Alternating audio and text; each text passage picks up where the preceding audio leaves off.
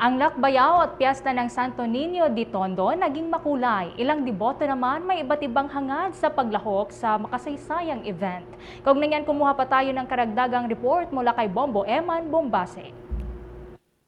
Panawagan ngayon ng simbahan ng Santo Niño de Tondo sa mga deboto at residente na pagnilay-nilayan ang selebrasyon ng mismong kapiestahan ng Santo Niño de Tondo sa lungsod ng Maynila.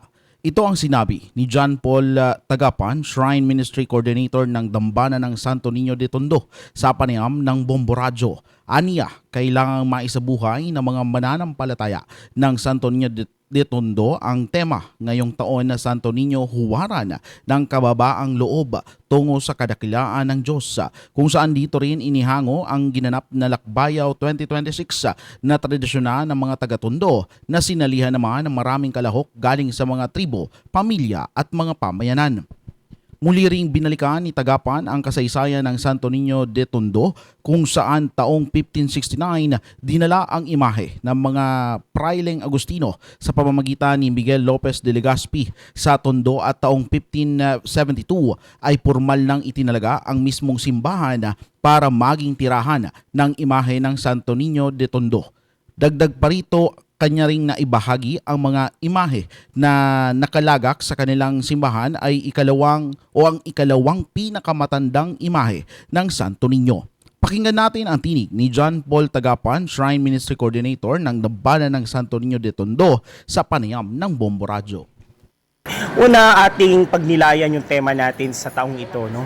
Santo Niño, huwaran ng kababaang loob tungo sa kadakilaan ng Diyos. At isa yan sa ating dapat tignan sa buhay pananampalataya sa pagdiriwang natin, sapagkat kagaya ng isang bata, hindi lamang nanatili si Jesus bilang bata, siya rin ay lumaki. At yung paglaki niya ay nakatuon sa pagdakila sa hangarin ng Diyos sa kanya. Samantala, taon-taon ding ginagawa ng isang pamilya sa Tondo ang pagpaparada ng kanilang mga imahe ng Santo Niño, kung saan inilagay pa sa ibabaw ng bubong ng kanilang e-trike ang mga imahe habang sumusunod sa parada.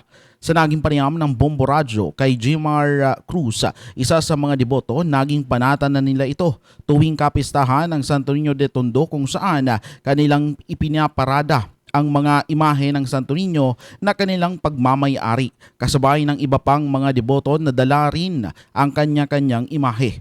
Mapapansin rin ang iba't ibang kulay at disenyo ng mga damit na nakasuot sa mga daladalang mga imahe ng mga deboto.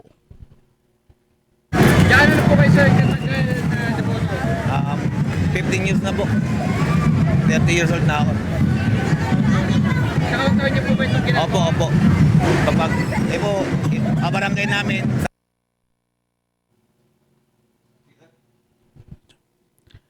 Yan ang tinig ni Jimar Cruz, isa sa mga deboto ng Santo Niño de Tondo. Mula dito sa Tondo, Maynila, ito si Bombo Eman Bombase, nag-uulat para sa number 1 and most trusted source of news and information, Basta Radio. Bombo! For the most trusted source of news and information, visit our website at www.bomboradio.com. Follow us on Bombo Radio mobile app, Facebook, YouTube, TikTok, and X, formerly Twitter. Like, share, and stay connected. Anytime, anywhere.